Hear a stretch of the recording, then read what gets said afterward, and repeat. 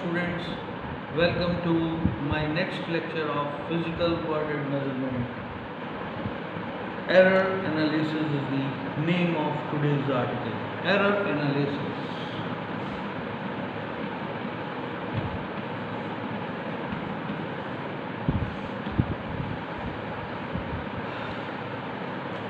बच्चों, error analysis करने के लिए सबसे पहले हमें फिजिकल क्वांटिटी पता होनी चाहिए। फिजिकल क्वांटिटी,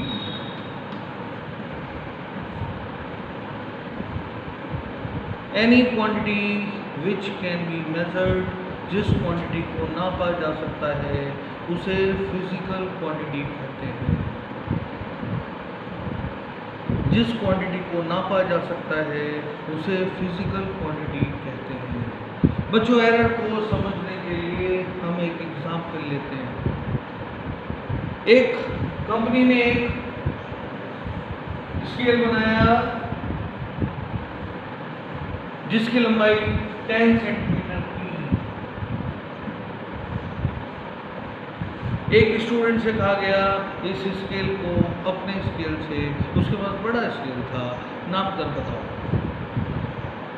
उसने अपने स्केल को लिया, इस स्केल से कंपेयर किया, उसने कहा इस स्केल की लंबाई तो 10.1 सेंटीमीटर है।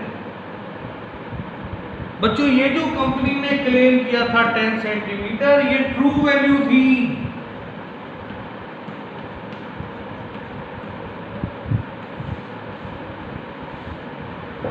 और ये जो बच्चे ने ऑब्जर्वेशन ली है, देखकर बताया है, ये ऑब्जर्व्ड वैल्यू है my dear students, it is observed value.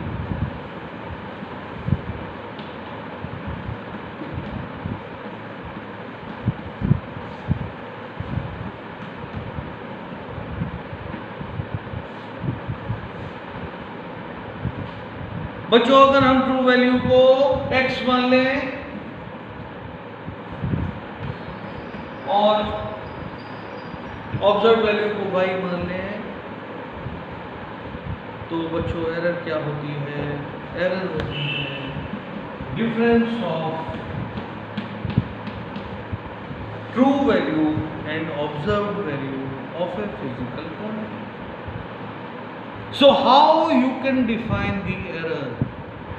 The difference of true value and observed value of a given physical quantity. इस तरीके से बच्चों एरर को डिफाइन करेंगे। आई थिंक आपको कॉन्सेप्ट बिल्कुल समझ में आ गया। आगे चलेंगे टाइप्स ऑफ एरर्स के साथ। देखिए बच्चों, types of errors next sentence.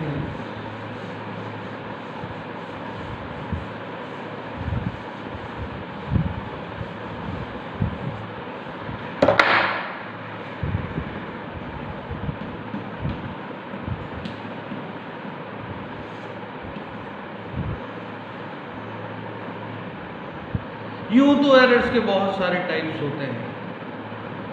पहला टाइप लेते हैं बच्चों, इंस्ट्रूमेंटल एरर।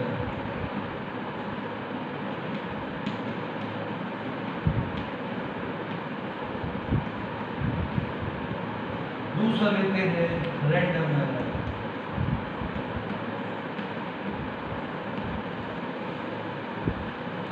बाकी टाइप्स बच्चों आपको खुद ही पढ़ लेने हैं, but these are the two types which are very important, instrumental error, random error. Instrumental error का एक एग्जाम्पल हम दे देते हैं। Instrumental error may be the error occurring in the instrument due to manufacturing defect, due to imperfection of the observer. It may be removed by intelligence of the observer. Instrumental error की अगर बात करें बच्चों, तो एक कहानी सुनिए आप। एक बच्चा जो नर्सरी क्लास में पढ़ रहा है, उसके पापा ने उसे स्केल दिलवाया जिसकी लेंथ 10 सेंटीमीटर है। अब वो बच्चा 12th क्लास में आ चुका है, स्केल घिसते घिसते किनारे से गोल हो चुका है, करीबन उसका एक खाना पूरा घिस चुका है। और कहानी ये हो गई, जो स्केल 10 का था वो 9.9 का हो चुका है। अब स्टूडेंट बहुत इंटेलिजेंट भी है, उसके टीचर ने कहा बेटे 6.1 की लाइन बनाओ, उसने अपने स्केल से 6.2 की लाइन खींची, पर जब उसे नापा गया वो 6.1 की आई, क्योंकि स्टूडेंट को पता है मेरा स्केल घिस चुका है, अगर मैं 0.1 एक्स्ट्रा बनाऊंगा तो वो 6.1 की आएगी। उसका टीचर कहता 9.2 की बनाओ, पहले ही 9.3 की बनाता है। तो इस टाइप की एरर्स इंस्ट्रूमेंटल एरर्स कहलाती हैं। वर्नियर कैलिपर्स में, स्क्रू गॉज में ये एरर्स मैन्युफैक्चरिंग डिफेक्ट की वजह से भी हो सकती हैं। राइट बच्चों, ये तो थ्योरेटिकल टाइप ऑफ एरर्स थी, पर अगर आप इसके न्यूमेरिकल प्रॉब्लम सॉल्व करना चाहते हैं, इस आर्टिकल पर मैथमेटिकल कमांड करना चाहते हैं, तो आपके लिए सबसे इम्पॉर्टेंट है रैंडम एरर्स। रैंडम एरर्स पर चलते हैं बच्चों।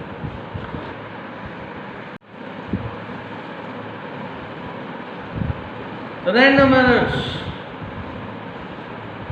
देखिए बच्चों रैंडम एरर्स कैसे ओरिजिनेट होती है। एक क्लास है, उसके अंदर n स्टूडेंट्स हैं, n फॉर नोज। टीचर ने एक लाइन बोर्ड पर खींच दी और टीचर को पता है इसकी ट्रू वैल्यू a है। पहले बच्चे को बोर्ड पर बुलाया, टीचर ने कहा अपने अपने स्केल लेकर 1 बाय 1 बोर्ड पर आएंगे, इस लाइन की लंबाई को बताएंगे। पहले ने कहा इसकी तो लंबाई a1 है सर, दूसरे ने कहा इसकी तो a2 है, तीसरे ने कहा इसकी तो a3 है, और nth वाले ने कहा सर इसकी लंबाई तो an है।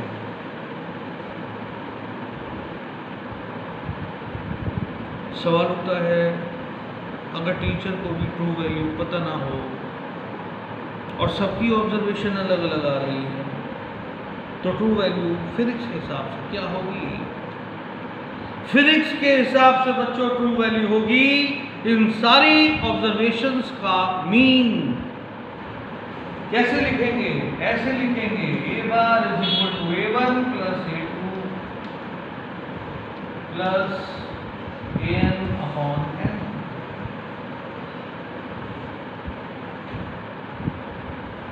ऐसे में कोई पूछ ले फर्स्ट जो रीडिंग फर्स्ट स्टूडेंट ने ली है उसकी रीडिंग में कितनी एब्सोल्यूट एरर थी?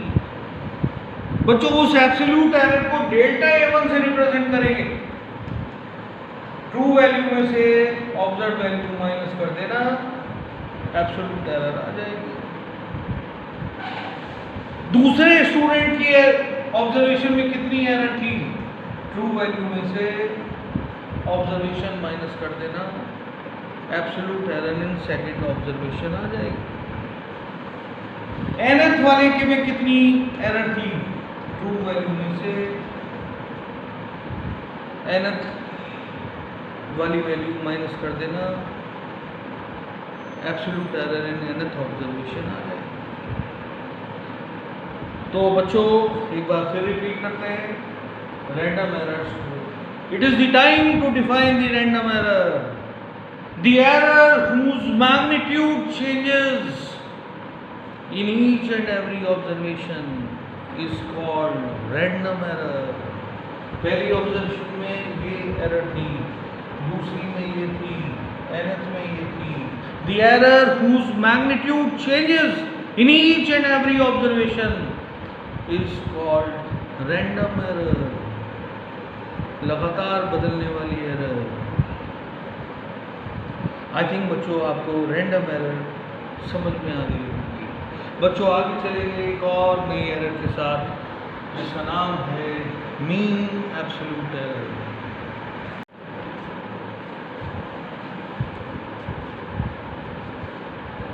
Relative error. बच्चों रिलेटिव एरर को डेल्टा ए से रिप्रेजेंट करते हैं और रिलेटिव एरर होती है ratio of mean absolute error and true value of the physical quantity. बच्चों रिलेटिव एरर को फ्रैक्शनल एरर भी कहा जाता है। Ratio of mean absolute error and true value of a physical quantity, it is also so called fractional error. I think बच्चों आपको समझ में आया होगा, कॉन्सेप्ट क्लियर। बच्चों एक लास्ट एरर को और डिफाइन करते हैं और वो है बच्चों percentage error is equal to relative error into 100%। Delta A bar अपने अपॉन ए बार इनटू 100%। बच्चों एक बात याद रखना, फिजिक्स में अपने रिजल्ट को, एक्सपेरिमेंटल रिजल्ट को परसेंटेज एरर के साथ प्रेजेंट करना, it is the best possible way of producing your answer. I think आपको बच्चों समझ में आई होगी, परसेंटेज एरर निकालने का तरीका समझ में आया होगा। बच्चों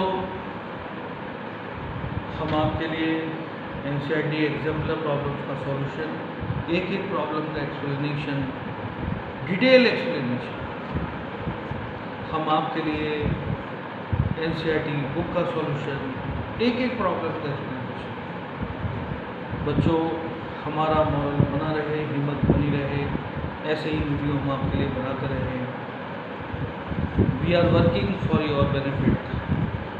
तो बच्चों हम ये चाहेंगे आप हमारे लेक्चर्स को बेस्ट कमेंट जरूर दें, शेयर करें, सब्सक्राइब करें।